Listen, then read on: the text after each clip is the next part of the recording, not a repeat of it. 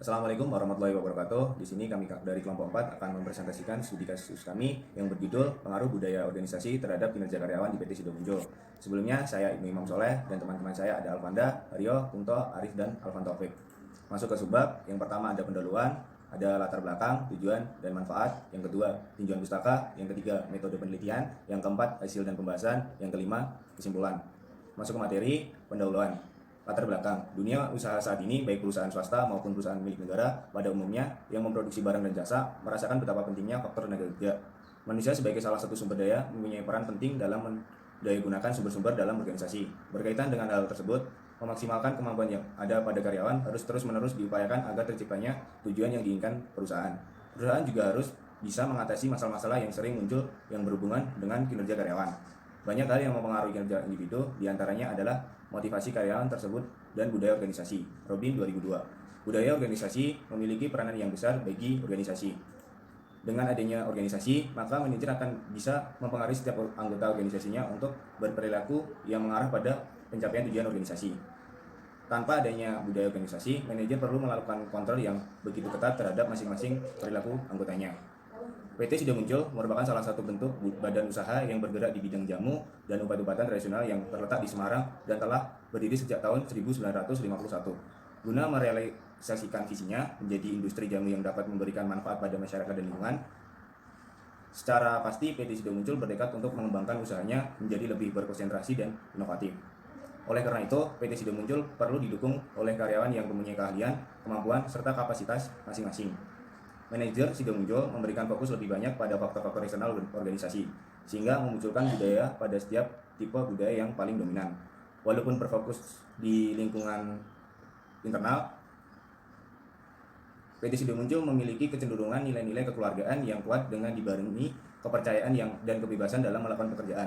Hal tersebut termasuk budaya klan dan adropi. Selanjutnya masuk ke rumusan masalah. Yang pertama ada bagaimana penerapan budaya organisasi pada PT Sido Muncul. Yang kedua, apa saja langkah yang dilakukan PT Sido Muncul untuk mengembangkan budaya organisasi. Yang ketiga, apakah budaya organisasi berpengaruh terhadap kinerja karyawan pada PT Sido Muncul.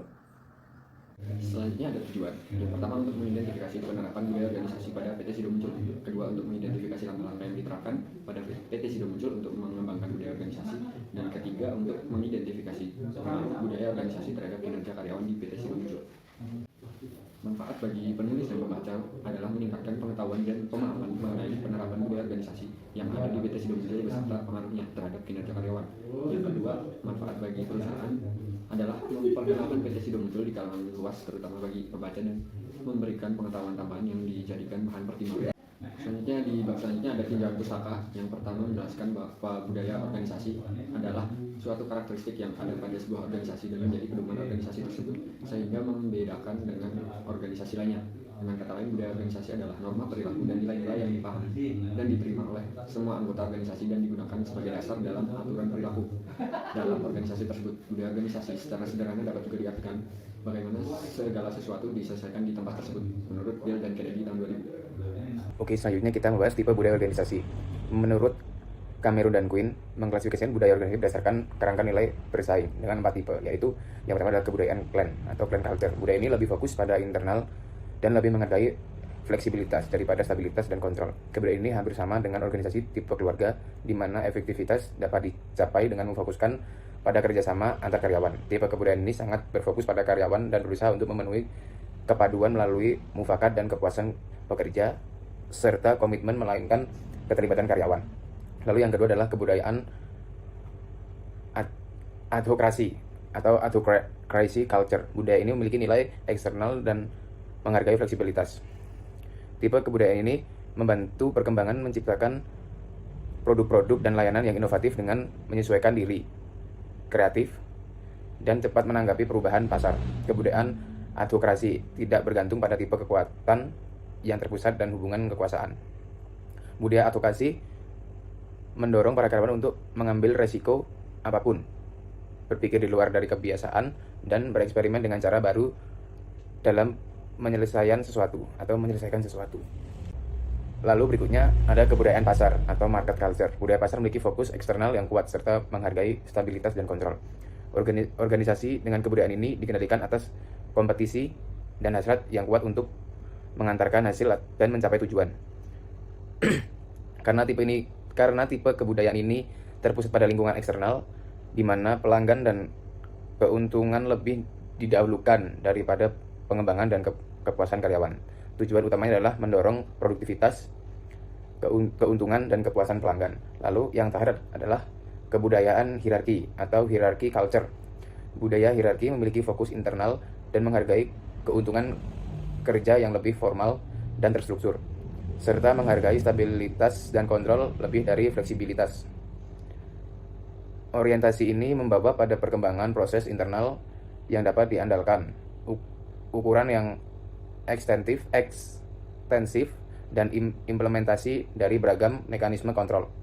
Efektivitas dalam perusahaan dengan tipe kebudayaan ini mungkin bernilai besar dengan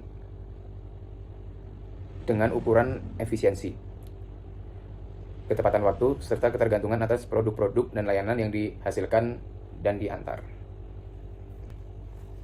Yang berikutnya adalah cara karyawan mempelajari budaya organisasi. Budaya organisasi dapat ditransformasikan kepada para pegawai dengan berbagai cara. Di antaranya adalah yang pertama, cerita. Mendongeng organisasi, dalam hal ini di kalangan eksekutif senior menjelaskan warisan perusahaan dan menampilkan cerita-cerita sebagai wujud yang telah melakukan sesuatu.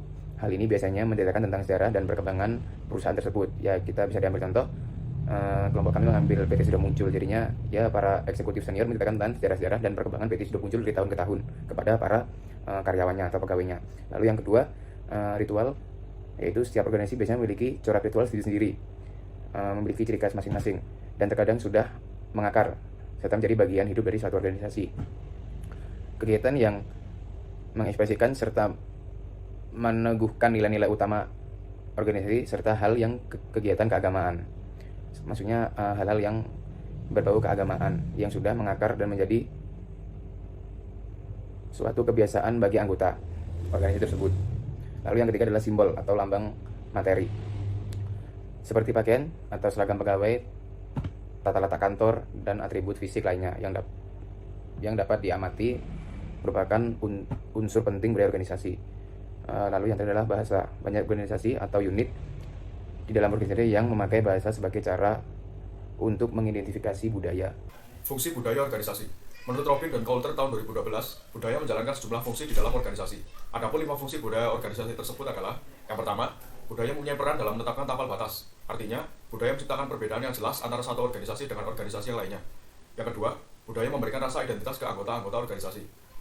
Dan yang ketiga, budaya mempermudah timbulnya komitmen pada sesuatu yang lebih luas daripada kepentingan diri sendiri pribadi seseorang. Yang keempat, budaya meningkatkan kemantapan sistem sosial. Artinya, budaya menjadikan perekat sosial yang dapat mempersatukan organisasi itu dengan memberikan standar-standar yang tepat mengenai apa yang harus dikatakan dan dilakukan oleh para karyawan. Dan yang kelima, budaya sebagai mekanisme pembuat makna dan mekanisme pengendali yang memandu dan membentuk sikap serta perilaku para karyawan. Yang selanjutnya, kinerja karyawan.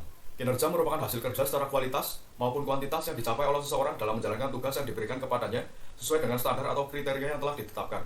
Kinerja menunjukkan tingkat keberhasilan karyawan dalam melaksanakan tugas dan tanggung jawabnya. Semakin tinggi kinerja karyawan, maka produktivitas organisasi secara keseluruhan akan meningkat. Seorang karyawan akan memiliki tingkat kinerja yang tinggi apabila terdapat kesesuaian antara pekerjaan dan kemampuannya. Apabila hal tersebut dapat terpenuhi, maka akan timbul perasaan tanggung jawab terhadap pekerjaannya dan kesediaan untuk ikut berpartisipasi dalam mencapai tujuan organisasi melalui pelaksanaan tugas-tugas secara maksimal. Oleh karena itu, organisasi perlu memperhatikan pengelolaan sumber daya manusia ataupun karyawan untuk menghasilkan kinerja yang tinggi guna meningkatkan kinerja organisasi secara keseluruhan.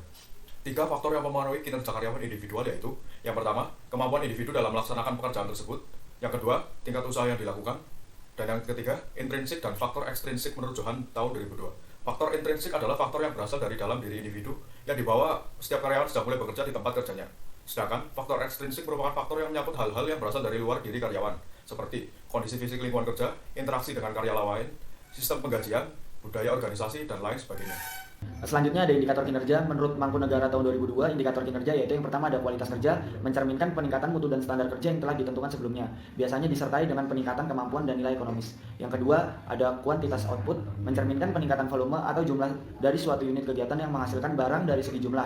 Kuantitas kerja dapat diukur melalui penambahan nilai fisik dan barang dari hasil sebelumnya. Yang ketiga ada dapat tidaknya diandalkan, mencerminkan bagaimana seseorang itu menyelesaikan suatu pekerjaan yang dibebankan padanya dengan tingkatan ketelitian, kemauan, serta semangat tinggi. Dan yang terakhir ada sikap kooperatif, mencerminkan sikap yang menunjukkan tinggi kerjasama di antara sesama dan sikap terhadap atasan juga terhadap karyawan dari perusahaan lain. Selanjutnya ada metode penelitian. Metode penelitian yang kami gunakan adalah studi literatur dengan beberapa referensi artikel jurnal yang berhubungan dengan pengaruh budaya organisasi terhadap kinerja perusahaan. Di mana metode penelitian ini yang pertama kami mengambil artikel dari Cetrina Melina Taurisa tahun 2012 yang berjudul Analisis Pengaruh Budaya Organisasi dan Kepuasan Kerja Terhadap Komitmen Organisasional dalam Meningkatkan Kinerja Karyawan, studi pada PT Sido Muncul, Kaligawe, Semarang. Dan yang kedua yang berjudul Pengaruh Budaya Organisasi Terhadap Kinerja Pegawai oleh Nel Arianti tahun 2014. Dan yang ketiga ada Pengaruh Budaya Organisasi Terhadap Kinerja Karyawan di PDAM Tirta Taman Sari Kota Madiun oleh Enno Aldea, Amanda, dan Satrio tahun 2017. Yang selanjutnya, hasil dari pembahasan dari Jurnal Analisis Pengaruh Budaya Organisasi dan Kepuasan Kerja Terhadap Komitmen Organisasional dalam Meningkatkan Kinerja Karyawan, studi pada PT Sido Muncul, Kaligawe, Semarang. Penelitian yang dilakukan membuktikan bahwa terdapat pengaruh yang searah antara budaya organisasi dan kinerja karyawan, di mana budaya organisasi memiliki pengaruh yang cukup besar dalam meningkatkan kinerja karyawan. Berdasarkan kondisi ini, perusahaan perlu melakukan upaya untuk memperkuat dan mempertahankan budaya yang sudah ada guna meningkatkan kinerja karyawan, antara lain dengan cara yang pertama ada mengadakan sosialisasi lebih mendalam mengenai visi misi, nilai-nilai, serta peraturan-peraturan yang berlaku dalam perusahaan agar karyawan mampu memahami tugas dan tanggung jawab mereka sehingga dalam implementasinya dapat berjalan dengan baik sesuai dengan arah dan tujuan perusahaan. Yang selanjutnya yaitu melibatkan karyawan dalam setiap kegiatan perusahaan agar terbangun kerjasama yang baik dan rasa saling menghargai antar para karyawan maupun karyawan dengan atasannya. Dan yang terakhir ada memberikan kesempatan bagi setiap karyawan untuk berinteraksi guna membangun rasa saling percaya dan keterbukaan antar sesama karyawan maupun karyawan dengan atasan. Yang selanjutnya dari Jurnal Pengaruh Budaya Organisasi Terhadap Kinerja Karyawan di PDAM Tirta Taman Sari Kota Madiun. Hasil penelitian ini adalah secara keseluruhan rata-rata tingkat budaya organisasi adalah tinggi atau cenderung dalam hal yang positif. Jika budaya organisasi yang tercipta baik dan positif, maka akan memberikan dampak pada peningkatan kinerja karyawan. Yang terakhir yaitu kesimpulan. Berdasarkan beberapa jurnal yang kami jadikan acuan dalam penelitian, maka kami dapat menyimpulkan bahwa budaya organisasi itu mempunyai pengaruh ataupun dampak yang signifikan terhadap kinerja karyawan. Sehingga semakin kuat budaya organisasi pada PT Sido Muncul, maka akan semakin tinggi tingkat kinerja karyawannya. Indikator budaya organisasi yang paling mendominasi adalah perasaan dihargai, di mana hal ini menunjukkan bahwa ketika seorang karyawan merasa dihargai dalam sebuah organisasi, maka ketika itu pula keberadaan budaya dirasakan oleh karyawan dan diharapkan perilaku mereka sesuai dengan budaya tersebut, sehingga nantinya akan dapat meningkatkan kinerjanya. Sekian pemaparan dari kelompok kami. Maaf jika ada banyak salah atau kekurangan, mohon dimaklumi. Sekian, wassalamualaikum warahmatullahi wabarakatuh.